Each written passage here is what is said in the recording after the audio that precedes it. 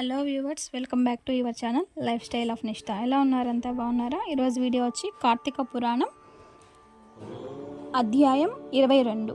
ఇకపోతే 22వ రోజు బహుళ సప్తమి. జిల్లేడు పూలతో మాల కట్టి ఈశ్వరుడికి సమర్పించాలి. గట్టి పదార్థాలు, పుల్లని వస్తువులు తినకూడదు.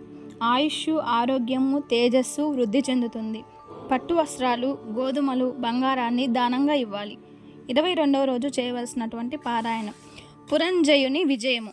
పురంజయుడు ఆస్థాన పురోహితులు చెప్పిన ప్రకారం కార్తీక పౌర్ణమి రోజున శుచి అయి దేవాలయానికి వెళ్ళి భక్తి శ్రద్ధలతో శ్రీమన్నారాయణకి షోడశోపచారాలతో పూజించి తన మందిరానికి వచ్చి బంగారు విష్ణు ప్రతిమను ఒకదాన్ని తెప్పించి ఆ ప్రతిమను పళ్ళతో పుష్పాలతో పూజించి ఆ రాత్రంతా కేశవనామాలతో సంకీర్తన చేస్తూ రాత్రంతా జాగరణ చేశాడు.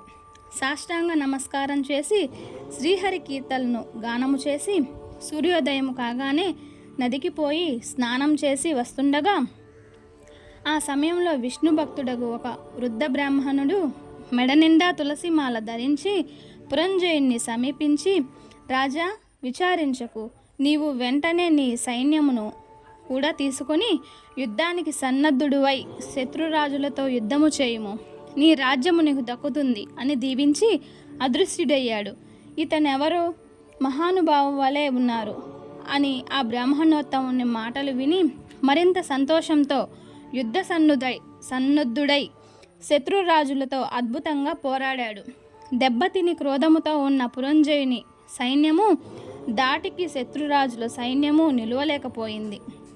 అదీను కాక శ్రీమన్నారాయణుడు పురంజయుని విజయానికి అన్ని విధములుగా సహకరించాడు.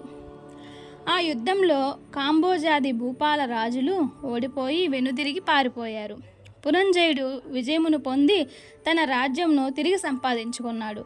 శ్రీమన్నారాయణ కటాక్షానికి పాత్రులై వారికి శత్రుభయము ఉండదు. విషం తాగినను అమృతమే ఆగుతుంది. ప్రహ్లాదుడికి తండ్రి విషాన్ని ఇవ్వగా శ్రీహరిని ప్రార్థించి తాగగా అది అమృతమైంది కదా.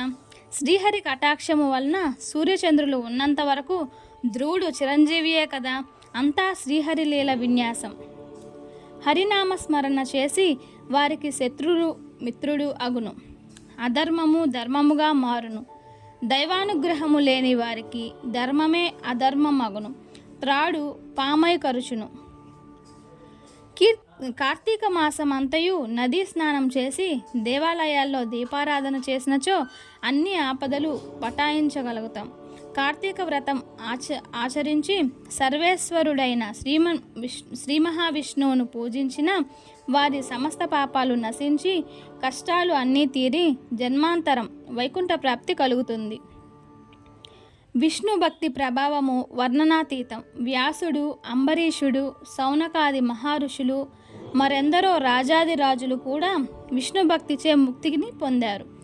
భక్తవత్సలుడైన శ్రీహరిన సదా పుణ్యాత్ములను కంటికి రెప్పవలే కాపాడుచున్నాడు. శ్రీమన్నారాయణుడు సర్వాంతర్యామి, 1000 సూర్యభగవానుల తేజస్సు కలవాడు, నిరాకారుడు, నిర్వికల్పుడు, నిత్యానందుడు, నీరజాక్షుడు, 14 లోకాలకు తనయందు నిలుపుకొని కాపాడుతున్న మహానుభావుడు. అటువంటి శ్రీ మహావిష్ణువుకు అతి ప్రీతికరమైన కార్తీక మాస వ్రతమును భక్తి శ్రద్ధలతో ఎవరు చేయుదురో వారి ఇంట శ్రీ మహావిష్ణువు లక్ష్మీ సమేతుడై కొలువు ఉంటాడు. ఆ ఇల్లు సిరి సంపదలతో తులతూగుతుంది. కార్తీక మాసంలో శుచి అయి పురాణ పఠనం చేసిన వారు, విన్నవారు సంసార బంధములైన పాపాల నుండి, కష్టాల నుండి విముక్తులై జన్మాంతరములో విష్ణులోకాన్ని చేరుతారు. శ్రాద్ధ సమయాల్లో ఈ అధ్యాయాన్ని పఠిస్తే పితృదేవతలు ఎంతో సంతోషిస్తారు. వారి వంశం అంతయు తరించును అని వివరించారు. స్కంద పురాణాంతర్గత వశిష్ఠ ప్రోక్త కార్తీక మహత్య మండలి 12వ అంటే 22వ రోజు పారాయణం పూర్తి అయినది. చూశారు కదండి, నేను మొదటి నుంచి ప్రతి వీడియో స్టార్టింగ్ నుంచి చెప్తూనే ఉన్నాను. కార్తీక పురాణం చదువుకోలేనటువంటి వాళ్ళు చాలామంది ఉంటారు. అంటే కొంచెం వాళ్ళ బిజీ వల్ల కానీ, లేదా పెద్దవాళ్ళు అయితే ఆ పుస్తకంలో అక్షరాలు కనిపించకపోవడం వల్ల కానీ వాట్ ఈజ్ ఇట్ ఏదైనా కూడా. కాబట్టి కార్తీక పురాణం చదవలేకపోయామే అని బాధపడాల్సినటువంటి అవసరం లేదు. కార్తీక పురాణం చదివే వాళ్ళకి ఎంత పుణ్యమో వినే వాళ్ళకు కూడా అంతే పుణ్యమని మన పురాణాల్లో ఇంకోసారి వివరించబడింది. Thanks for watching. నెక్స్ట్ వీడియోలో మళ్ళీ కలుద్దాం. అంతవరకు నమస్తే. Don't forget the subscribe.